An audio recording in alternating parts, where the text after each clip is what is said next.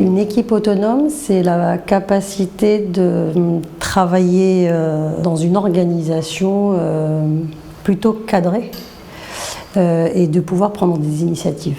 Des équipes autonomes, c'est plus partager les responsabilités et réfléchir sur toutes les problématiques qui peuvent se poser au quotidien dans les structures et d'impliquer davantage les salariés en fait.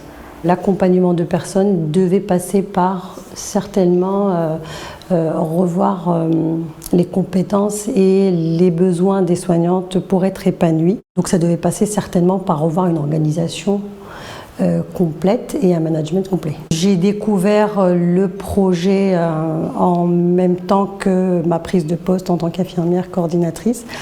Ma façon de manager moi l'équipe de soins à ce moment-là était d'autonomiser au maximum l'équipe infirmière et puis soignante. Et ça correspondait exactement avec les valeurs que la Croix-Rouge voulait mettre en place au sein de l'établissement. On travaille énormément la communication dans ces formations, communication et gestion de conflits de ce fait. Je ne percevais pas les choses de la même manière avant et après la formation. Alors après, il faut accepter de se remettre en cause, c'est un travail personnel à faire sur soi. Je crois que ça m'a chamboulé complètement et ça a été très bénéfique. C'est une formation de passer d'une posture de manager à une posture de coach. Et les formations soignantes, c'est la formation des équipes responsables, travailler en toute responsabilité et en toute autonomie par la suite. Oui, on a été suffisamment outillés pour pouvoir mettre en place un mode de communication adapté, pas avoir peur des conflits, pas avoir peur de remettre en question les préconçus des organisations en général et trouver la meilleure façon d'accompagner les personnes et justement de centrer tout ça autour de l'accompagnement. J'étais un petit peu allergique au mot autonomie au départ parce que quand on a parlé d'autonomie, c'était pas de cadre. Principalement. J'ai changé le mot en responsable. On forme des équipes responsables et on passe par la responsabilité avant d'arriver à l'autonomie cadrée ou complète. On a aussi appris à gérer nos conflits, à gérer les difficultés et recentrer tout ce mode managérial finalement autour de la personne accompagnée, en passant par des salariés épanouis, autonomes, responsables. On a mis en place des référents de communication. Ce sont des personnes qui sont responsables d'aller questionner l'organisation et de remonter ces problématiques à la direction ou à leur manager. On les prévient 15 jours avant en disant ça serait bien de faire le tour de vos collègues pour voir les sujets. Et tous les sujets sont remontés et on répond en réunion sur les questions qui nous ont été posées. Nos réunions d'équipe maintenant, c'est des moments très solennel, où voilà, on prend la chose au sérieux. Ce n'est pas un monologue d'un manager, c'est un échange. Aujourd'hui, c'est vrai que là où avant on pouvait imposer un planning, on pouvait imposer des thématiques de réunion, aujourd'hui on les implique sur tous ces sujets. Et de ce fait, c'est vraiment le terrain, le concret qui remonte. Ça a été une demande de leur part dès le départ, c'était de retravailler les roulements de planning.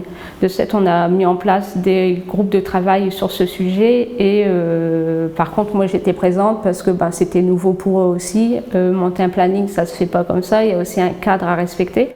Le fait d'avoir des réunions dédiées par équipe permet aussi de pouvoir passer des messages par rapport à telle ou telle thématique que j'ai envie de pouvoir travailler. Par exemple, la gestion des événements indésirables, la gestion des réclamations, les temps un petit peu de retour des enquêtes de satisfaction, mais aussi principalement le déploiement des projets personnalisés.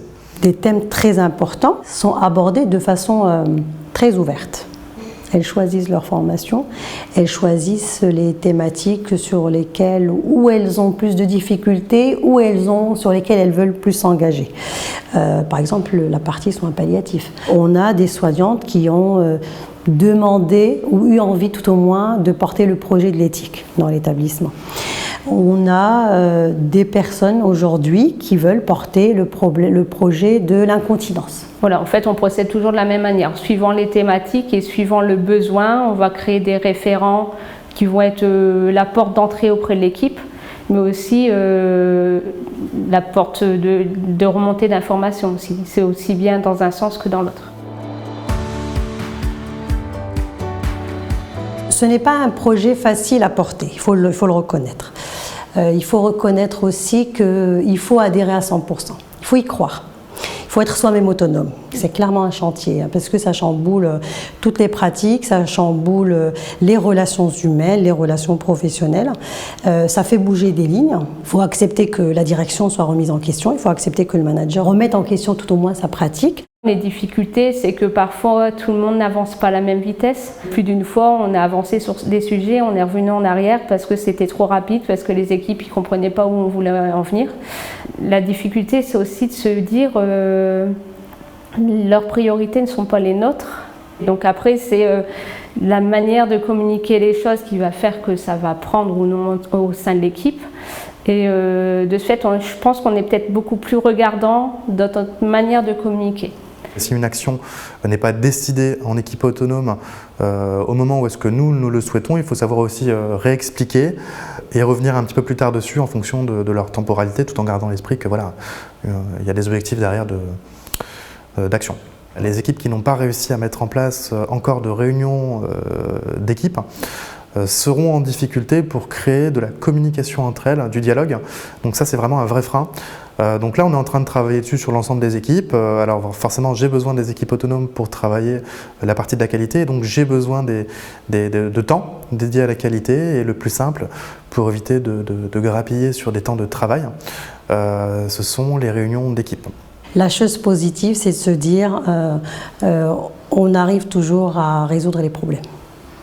Soit par l'initiative ou l'adhésion des équipes, soit à un moment donné, quand on n'y arrive pas, et voilà, c'est la direction qui tranche, mais ça reste quand même, chacun assume quand même ses responsabilités. Aujourd'hui, on en est là. On arrive aujourd'hui à se dire, je peux être responsable et mon supérieur hiérarchique, il est là juste pour m'accompagner, me faire confiance, pour que je puisse, moi, m'épanouir en tant que soignante. Moi, j'ai la chance d'avoir un accompagnement temporaire. Je n'ai pas la possibilité d'évaluer sur le long terme la satisfaction des personnes. Je pense que la satisfaction, elle est dans les séjours répétitifs, les familles qui reviennent, qui font le choix de venir à Fournes et de nous faire confiance, et les prescripteurs qui aujourd'hui nous font confiance aussi. J'aimerais que demain, les soignantes considèrent la structure comme si c'était leur entreprise et ces personnes qu'ils ont entre les mains comme si c'était un projet. Comme on est encore dans le process de construction des équipes responsables, je ne vais pas dire que je me suis détachée complètement, mais je travaille en confiance, j'autorise l'erreur, j'accepte l'erreur. J'accepte aussi qu'on remette en question mes décisions. Ce n'est pas facile. Aujourd'hui, en fait, je me sens dans l'équipe. Avant, on avait vraiment l'impression qu'il y avait une frontière entre les portes des bureaux et les portes d'EHPAD ou des structures de soins à domicile. Là, on est vraiment, je suis impliquée et les salariés, ils viennent beaucoup plus facilement me voir. Concrètement parlant, quand moi j'interviens pour des thématiques particulières, donc là je vais rester sur la thématique des projets personnalisés ou de la gestion des événements indésirables par exemple, l'objectif est vraiment de les inclure en tout cas sur la méthodologie de mise en place de ces bonnes pratiques et je vais leur donner les clés en main de ce que j'attends et c'est elles qui vont prendre les décisions sur la mise en place concrète des actions spécifiquement par rapport à leur équipe en fait. Si je devais donner un conseil à une personne qui se lancerait dans cette nouvelle manière de travailler, je dirais de ne pas perdre espoir parce qu'en fait parfois on lance les choses et ça ne fonctionne pas et de prendre énormément de hauteur par rapport à la situation. La chose la plus importante pour moi, en tout cas pour la qualité, ça va être de créer du lien, de la communication au travers de la prise de décision et je trouve que c'est vraiment très valorisant pour les équipes.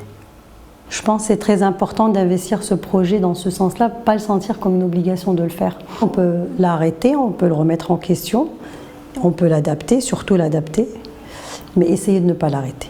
Parce que, à terme, La question de l'accompagnement de la personne âgée, parce que finalement c'est notre métier d'avoir une certaine performance financière, mais la performance financière, elle passera indéniablement par la performance ou la qualité des soins qu'on peut donner.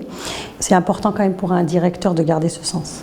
Cette envie de la Croix-Rouge d'instaurer cette résilience, cette envie d'accompagner les personnes différemment et justement garder ce modèle associatif d'une association qui se démarque et qui doit se démarquer en adoptant justement peut-être des pratiques organisationnelles différentes.